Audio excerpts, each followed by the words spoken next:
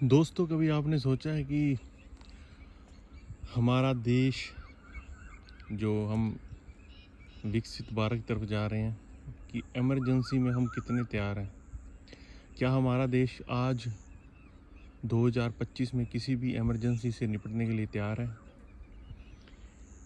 ये चीज़ें हमको तब मालूम होती हैं जब हम उन तथ्यों के बारे में सोचते हैं जिसे हम एक इमरजेंसी का रूप मानते हैं।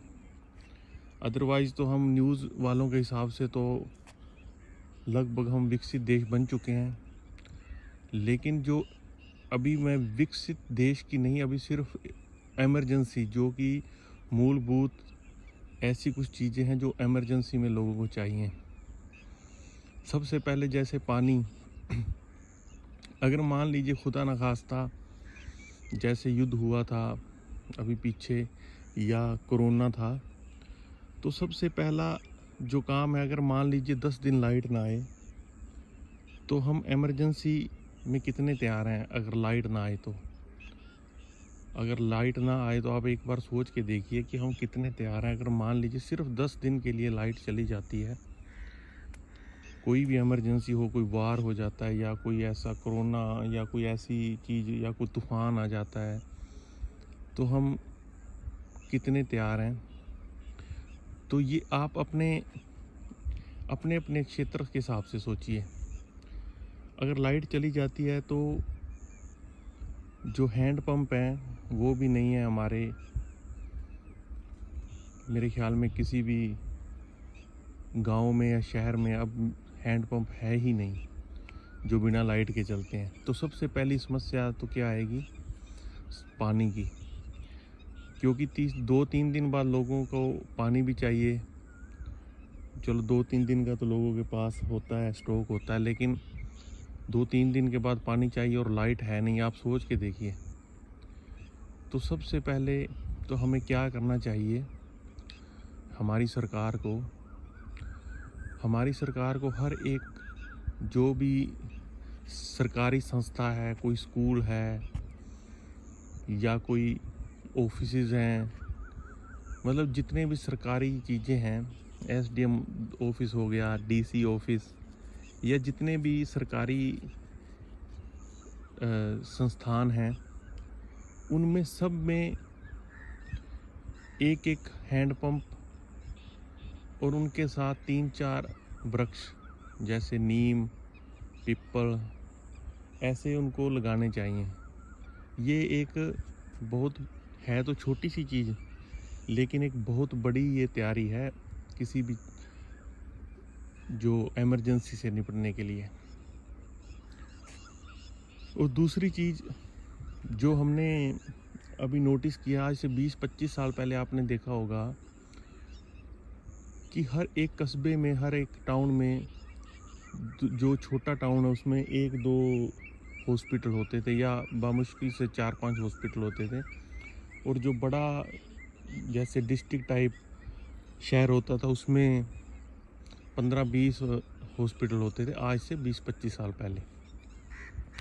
और उनमें भी आप जाते थे तो लगभग वहाँ पर 5-10 मरीज होते थे। आप इजीली जाके, डॉक्टर बैठा होता था, आप दिखा लेते। अब आप आज कंपेयर करके देखिए कि आपके एक छोटे से कस्बे में कम से कम 100 हॉस्पिटल हैं और आपके डिस्ट्रिक्ट जैसे शहर में कम से कम वहाँ पर 500 से 1000 हॉस्पिटल हैं।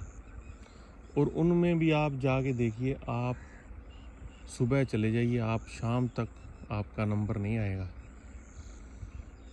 और ये अगर सिचुएशन खुदा न खास्ता कोई इमरजेंसी में हो जाए तो आप खुद इसका हिसाब लगा के देखिए कि ये सिचुएशन कैसी बनेगी। तो इसका सलूशन क्या है? इसका सलूशन ये है कि सरकार को कुछ ऐसे कदम उठाने चाहिए कि लोग बीमार कम पड़ें।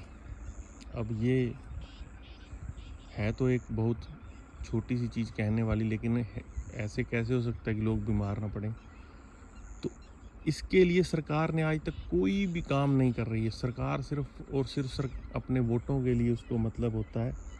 कोई ऐसी योजनाएं, कुछ ऐसी व्यवस्थाएं सरकार ने अभी तक नहीं बनाई कि लोग बीमार कम पड़ें। अब बीमार कम पड़े उसके लिए सरकार ने अब पेस्टिसाइड दवाइयाँ हैं, इतनी ख़तरनाक दवाइयाँ हैं, लेकिन सरकार की वो नाक के नीचे जो बैन भी हैं वो भी बिक रही हैं। सरकार जो जैसे दिवाली होती है या कोई भी त्यौहार होता है, तब जो नकली खोया दूध सब पकड़ती है, क्योंकि उस टाइम बल्क में बिकता है, लोगों को पता है। लेकिन आप एक चीज़ सोचिए, जिस आदमी को, व्यापारी को इस चीज़ से फ़ायदा है, क्या वो पूरा साल नहीं इसको यूज करेगा? क्या वो पूरा साल नकली चीज़ें नहीं बनाता है, लेकिन पूरा साल वो जो सरकार के ऑफिसर हैं, जो फूड इंस्पेक्टर होते हैं, वो उनको रिश्वत देता है और वो चुप रहते हैं। और जो दिवाली के टाइम थोड़ा लोगों में जागरूकता होती है, थोड़ा लोग कुछ बल्क में बनाने लगते हैं जो बिना रिश्वत के, तो उनको पकड़ के सिर्फ वो दिखा देता है। क्या आप अपने अपने शहर में देखिए कि आपके शहर में होटलों में कितना मिलावटी खाना मिल रहा है। जो मिलावट इस टाइम इंडिया में चल रही है, मेरे हिसाब से शायद ही किसी देश में वो मिलावट चल रही हो। और मिलावट भी ऐसी कि आप आतंकवाद तो कह देते हैं कि आतंकवादी फलां आतंकवादी है, ऐसे आतंकवादी तो चलो मारता है किसी को, वो सीधी एक बार मारता है और वो मर जाता है। लेकिन जो मिलावट है ना, उसमें वो आदमी तिल तिल के मरता है और साथ में उसका परिवार जो उस पर इतना बड़ा खर्चा करता है उसके इलाज में। तो ये एक आतंकवाद का प्रो रूप है। ये तो आतंकवाद का मतलब एक ऐसा एडवांस रूप है जिसकी तरफ हमारी सरकार का कोई ध्यान नहीं है। और ये किसी भी हर एक धर्म में ऐसे लोग हैं आतंकवादी जो मिलावट का जहर इस टाइम फैला रहे हैं। तो ये दो चीज़ें तो अभी मैंने आपको बताई हैं, लेकिन चीज़ें बहुत ज़्यादा हैं छोटी छोटी, लेकिन इनका इम्पैक्ट जो है वो बहुत बड़ा है। तो साथियों, इसमें जागरूक होने की ज़रूरत है।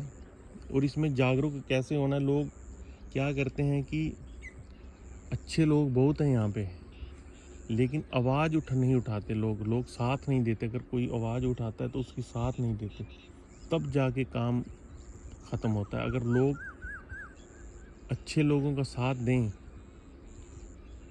तो बुरे लोग खुद ब खुद नीचे बैठ जाते हैं। लेकिन अगर बुरे लोग सोते हैं तो अच्छे कहते तो हैं ठीक है अच्छा काम करें, लेकिन साथ नहीं देते। कम से कम उसका आप जो अभी तो साथ देने वाला जो जरिया है वो सोशल मीडिया ही है।